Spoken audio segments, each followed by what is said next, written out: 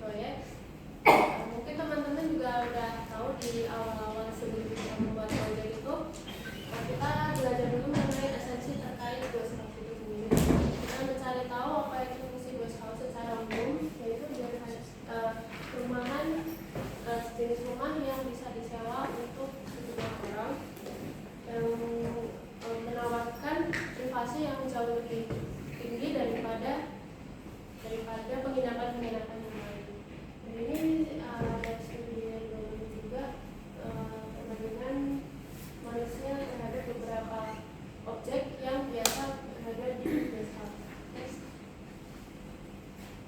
Dan ini ada setelah saya mempelajari site dari site untuk proyek guest house ini, terdapat beberapa persyaratan yang perlu diikuti, yaitu terkait GSB dan KDB.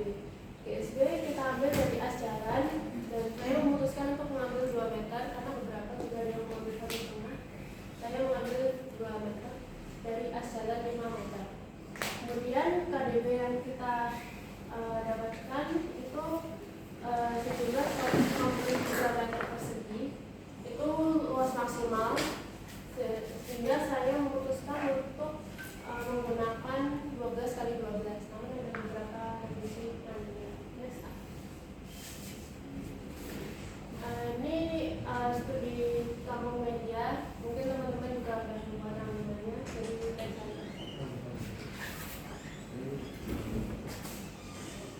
Dan ini adalah analisa kegiatan orang-orang yang berada di guest house nantinya. Yang pertama ada tamu, kemudian ada resepsionis, dan yang ketiga ada cleaning service. Dan di sampingnya ini ada zona kedekatan dari tiap-tiap ruang, masing-masing ruang yang masih menjadi rencana dibangunnya, yang dimana biasanya lobby lounge itu berdekatan, kemudian juga dekat dengan daerah tamu dan gudang dan lain-lain itu, dan tidak berkaitan dengan kamar dan kamar mandi di dalam yang merupakan area privasi. Next. Ini tabelnya, skipnya. Nah, kemudian ini analisa tapak dari site kita. Dari beberapa informasi yang saya dapat, terdapat sejumlah analisa yang sudah saya dapatkan. Yang pertama ada kontur. Jadi kalau teman-teman tahu di site kita di bagian ujung selatan itu ada turunannya sedikit, dan itu merupakan kontur turun. Kemudian arah matahari dan arah udara, seperti yang kita tahu arah matahari dari timur menuju barat site, dan untuk arah angin itu mengalir dari selatan dan barat daya. Kemudian ada kebisingan. Kebisingan dominan berasal dari daerah Jalan Kodokan dan juga area Jalan Kampus yang berada di selatan site. Kemudian ada sirkulasi. Untuk drop off itu saya mengambil 2, yaitu berada di luar kampus, di depan gerbang, dan juga di depan site. Selanjutnya ada kedekatan. Site kita itu berdekatan dengan, paling dekat dengan pos satpam, bengkel, dan juga asrama. Dan di luar kampus itu ada warung ABC, SD Negeri Kodokan, dan juga area tempat kerja. Dan ini konsep yang saya buat untuk merespon keadaan, karena isu terkait di site kita itu kebanyakan adalah kebisingan, sehingga saya ingin menciptakan suasana yang damai, tenang, dan juga sejuk, karena suhu di area wajah ini cukup panas juga ya kalau di jam 1 sampai jam 3 sore. Sehingga saya ingin mengambil tema Serene Sanctuary yang mengambil 3 kata dasar: damai, sejuk, dan senang. Dimana dari sini saya ingin mengambil respon untuk membuat guest house yang bisa membuat para penggunanya itu tetap merasa sejuk dan tenang di tengah hiruk pikuk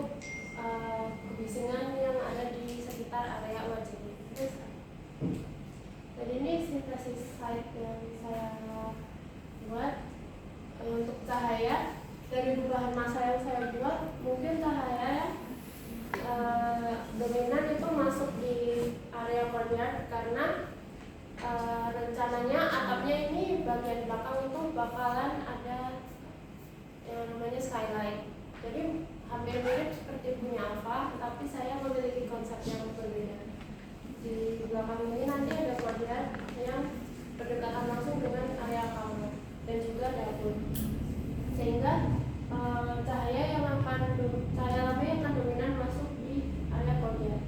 Kemudian arah angin dominan dari arah selatan dan barat daya.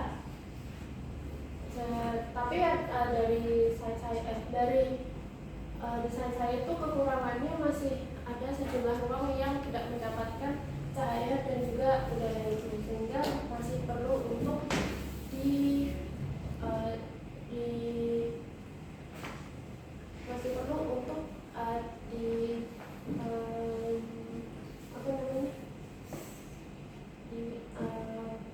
ubah kembali, mungkin bentuk atap atau diberi area sirkulasi seperti jendela atau pintu dan lain-lain.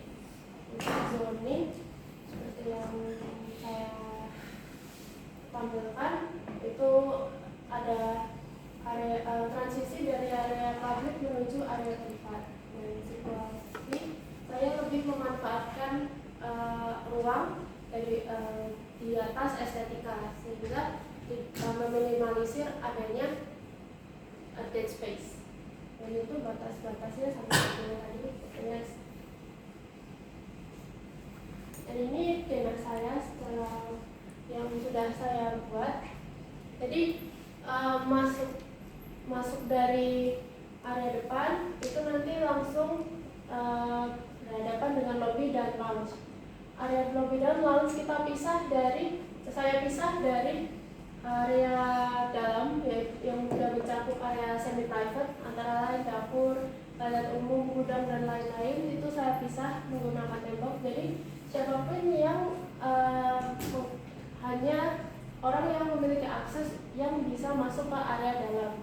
Kemudian di area lounge ini juga terdapat taman kering. Taman kering ini nanti hanya pajangan, maksudnya bukan tanaman yang perlu untuk disiram setiap hari, sehingga menambah estetika di area lounge, sehingga lounge tidak terasa kosong dan membosankan. Masuk ke area dapur berdekatan dengan toilet umum yang merupakan sama-sama area basah. Kemudian di tengahnya ada dining room yang berdekatan dengan area dapur. Masuk ke dalam lagi ada courtyard. Courtyard ini nanti akan memanfaatkan cahaya alami untuk menjadi sistem penerangannya. Yang di courtyard ini nanti berhadapan langsung dengan 4 kamar utama yang sama-sama menggunakan single bed, sehingga bisa dibagi. Karena saya memutuskan untuk menggunakan single bed karena saya merasa jika sejumlah orang yang tidak akrab satu sama lain mungkin agak sedikit awkward jika kasurnya disatukan. Kemudian gudang ini bisa diakses dari ruang makan dan juga dari luar.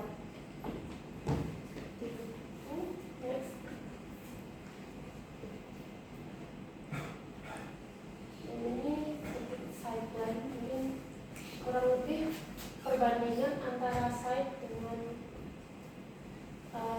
rumah yang saya. Mungkin itu saja dari saya. Terima kasih. Oke, panggilannya. Saya ingin konfirmasi dulu. Kalau dari konsep itu permasalahan utamanya kebisingan, suhu, kemudian penyebaran usia, desain jadwalnya atau implementasinya area ruang komunal yang tetap terjaga batas kebisingan. Ini boleh ditunjukkan implementasinya.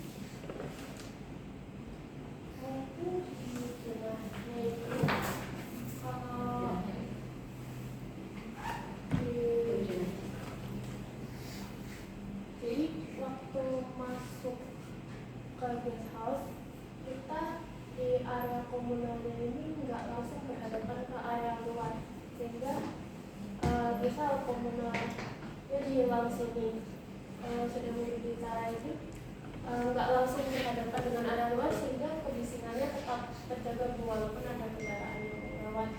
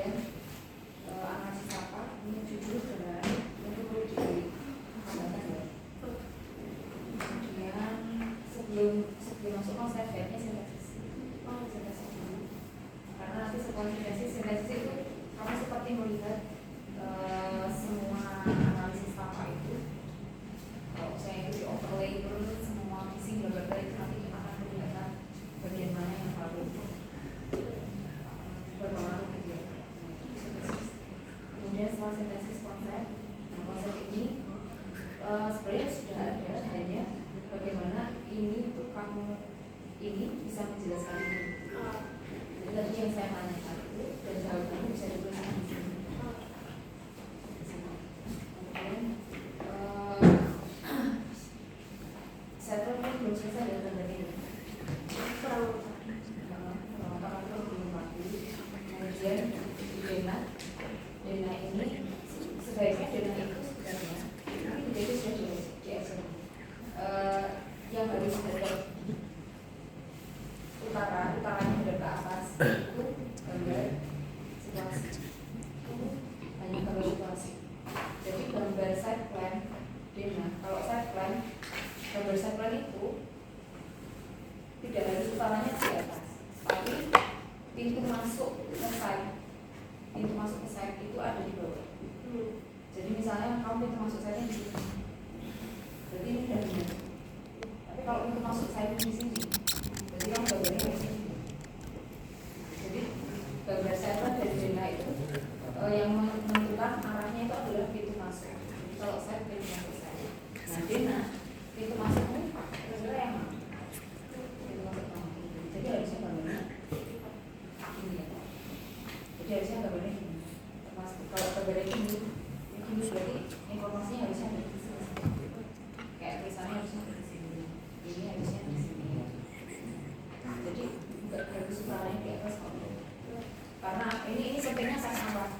Karena kalau kita gambarnya ini kan masih sederhana. Tapi kalau nanti gambarnya kompleks, sekolah apa, makanya gambar yang pertama kali kita akan cari itu adalah pintu masuk. Dan paling mudah itu tadi pintu masuk itu selalu dari bawah. Jadi kita akan mencari itu kenapa kok kita kalau berpindah pintu masuk harus dari bawah. Jadi itu dan yang lainnya harus transparan juga kurang. Oke, kita beri aplaus untuk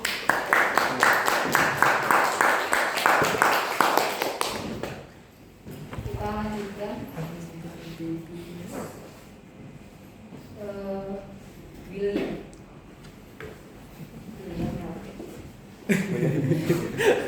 Tren. Tadi gue beli celana aja tuh. Ada loh. Ada 2 William. Oh, ada 2 William ya?